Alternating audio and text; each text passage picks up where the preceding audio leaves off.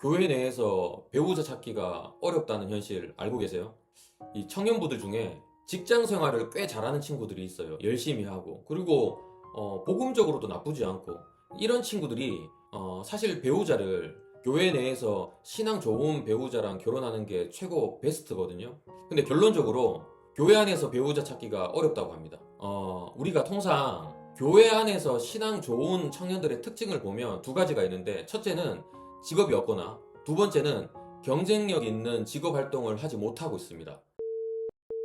이게 왜 그럴까요? 이게 한국의 좀 고질적인 왜곡된 신앙관 때문입니다. 우리는 통상 신앙 이야기를 할 때 교회 안에서 열심히 봉사 활동하거나, 그리고 임원으로서의 임원 활동을 열심히 하는 친구들, 그리고 예배와 성경 공부를 신앙 활동의 전부라고 착각을 합니다. 우리가 통상 이거를 모인 교회라고 하는데, 사실 우리의 삶을 보게 되면 월요일부터 금요일까지는 직장 생활, 그냥 노동, 일터에서의 흩어진 교회에서의 삶의 시간이 꽤 많아요. 그런데 그 흩어진 교회의 치중보다는 교회 안에서의 모인 교회 활동에서의 그런 것들을 가지고 신앙이라고 얘기를 많이 하죠.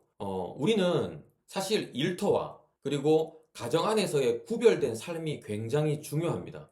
지금은 우리는 이 신약의 시대, 그러니까 성령의 시대에서 살고 있거든요. 왕 같은 제사장의 역할을 부여받은 사람들이잖아요. 그러니까 직장과 가정에서 예배자의 삶을 살아야 된다는 거죠. 우리는 이 신앙의 이원론에 빠지면 안 돼요. 오늘 이 얘기를 좀 하려고 합니다. 제가 지난 영상에서도 조금 언급을 드렸던 이야기인데, 요즘에 청년들이 중학교, 고등학교 생활을 열심히 하다가 어느 순간 교회를 안 나오는 청년들이 대부분이에요. 그거는 제가 그랬잖아요. 부모님들을 보고, 그 다음에 장로님들, 그 어른들을 보면서 아이들이 그 괴리감 때문에 교회를 안 나온다는 거예요.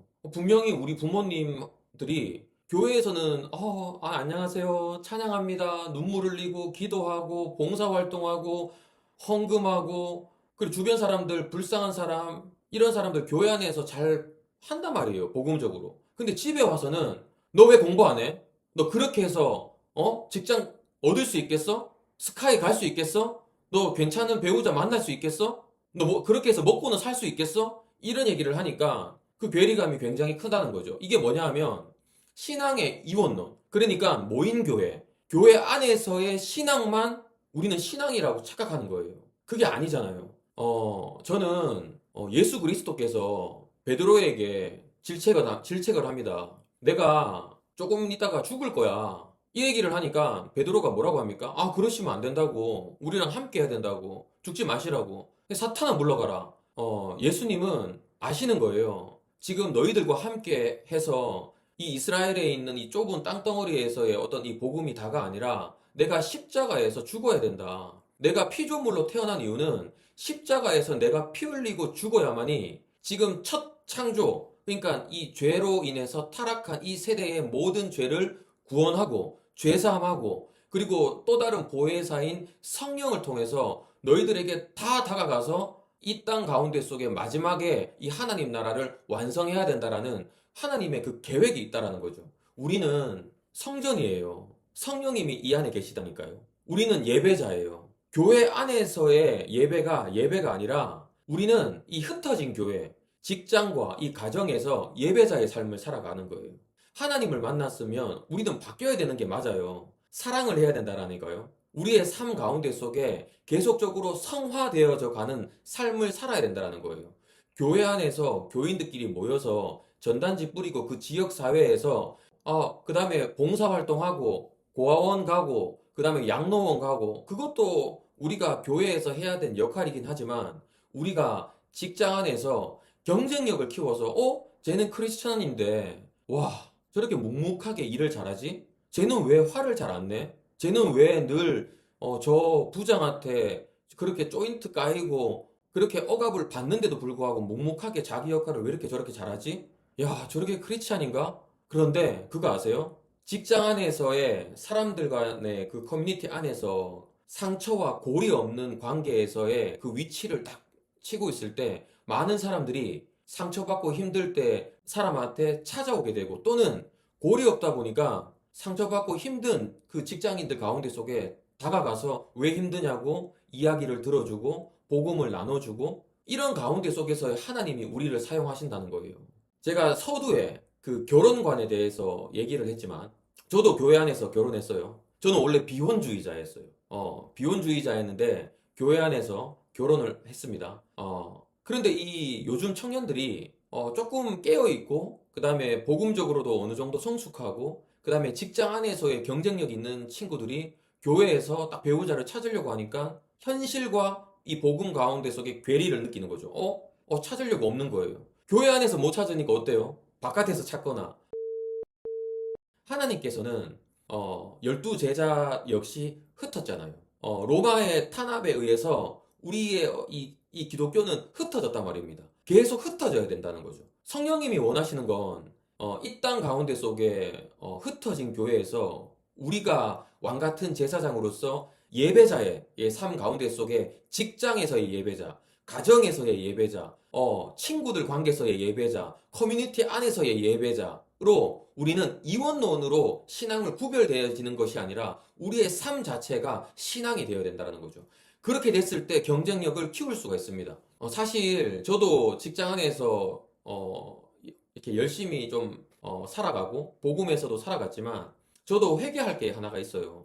저 역시도 이원론에 빠졌던 거예요. 교회 안에서는 정말 복음을 잘 나누고 그 다음에 헌금도 열심히 하고 임원 생활도 하고 그리고 정말 열심히 봉사활동하고 했단 말입니다. 근데 교회 밖에 나와서는 크리스찬으로서의 역할이 아니라 진짜 세상 사람들하고 똑같이 크리스찬으로서의 열심이 아니라 직장인으로서 열심히 살았던 거예요. 진짜 이러면 안 되거든요.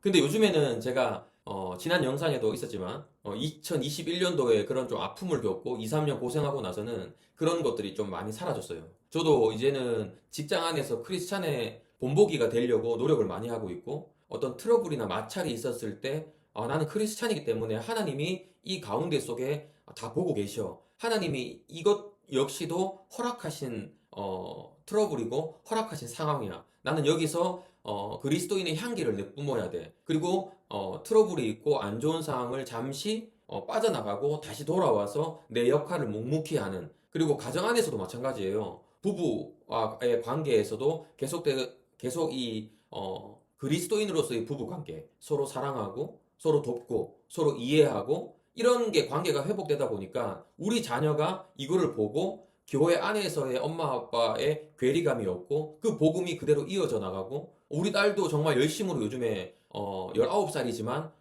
정말 교회 생활 열심히 하고 있거든요. 왜? 괴리감이 점점 사라지니까. 왜? 가정 안에서의 이 복음과 그리고 이 교회에서의 복음이 괴리감이 없는 거예요.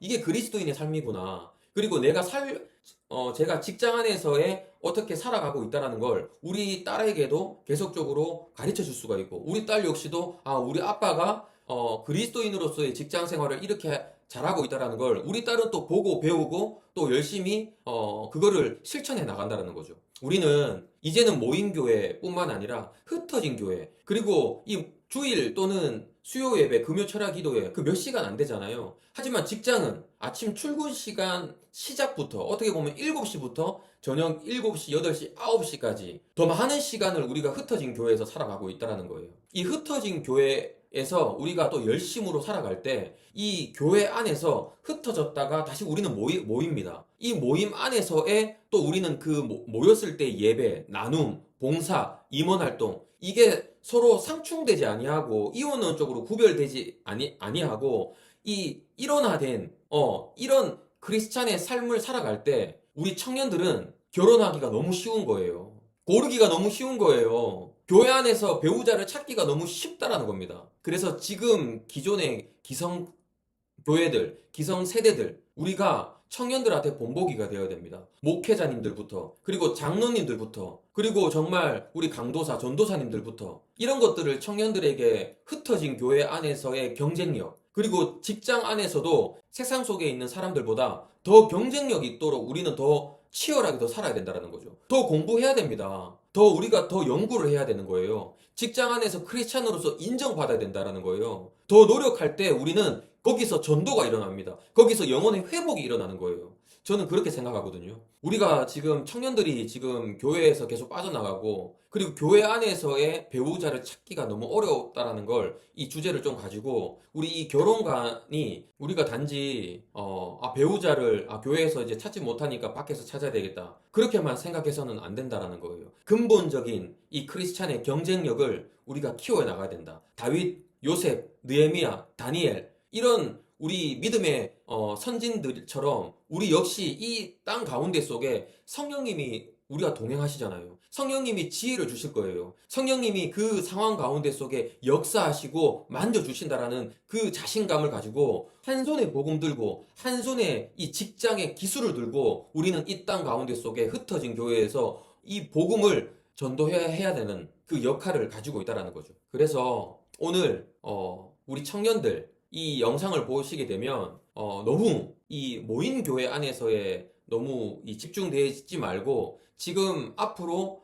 내가 나아가야 할 길 가운데 속에 경쟁력, 흩어진 교회에서의 그 경쟁력을 키워 나갔으면 좋겠어요. 그리고 이 영상을 본 우리 기성세대들, 저와 같은 생각을 우리 자녀들에게도 유초등부 때부터, 그리고 중학교, 고등학교 올라가면서 그 괴리감이 없도록 교회 안에서의 행동이 이 가정 안에서의 행동으로 연결되어져서 우리 아이들이 괴리감이 없도록 그거를 좀 가르쳐 줘야 돼요. 그리고 부모님들은 직장에서 나는 이렇게 정말 생활하고 있다는 거를 또 아이들한테 보여줘야 되는 거고요. 부부 간의 관계, 그리고 직장에서의 그런 관계들이 아이들이 보고 배우면서, 나 역시 우리 아빠처럼, 우리 엄마처럼 나 이렇게 살고 싶어. 그리고 직장에서도 정말 능력을 인정받고 정말 잘 살 수 있는 것들을 우리가 좀 배워야 된다는 거죠. 그냥 헌금 많이 하고, 그리고 기도 많이 하고, 공부 안 하고 저 서울대, 연세대, 고려대 가게 해주세요, 그러면 안 돼요.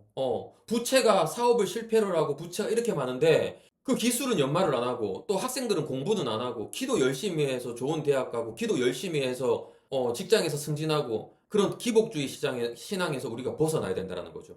지금은 우리가 바뀔 때입니다. 지금 대한민국에서는 배 굶고 어려운 그런 국가가 아니에요. 선진국의 반열에 선 국가예요. 여기서 지금의 우리가 마지막 이 땅에 한 명이라도 전도하기 위해서는 흩어진 교회에서 우리가 경쟁력을 가지고 그 복음 가운데 속에, 저 사람이 그리스도인이었어? 이 모습을 보여야 된다는 거죠. 그러면 모든 것들이 순리대로 하나님의 역사 가운데 속에 돌아가게 됩니다. 다음번에는 또 다른 주제로 여러분에게 인사드리도록 하겠습니다. 네, 이상입니다.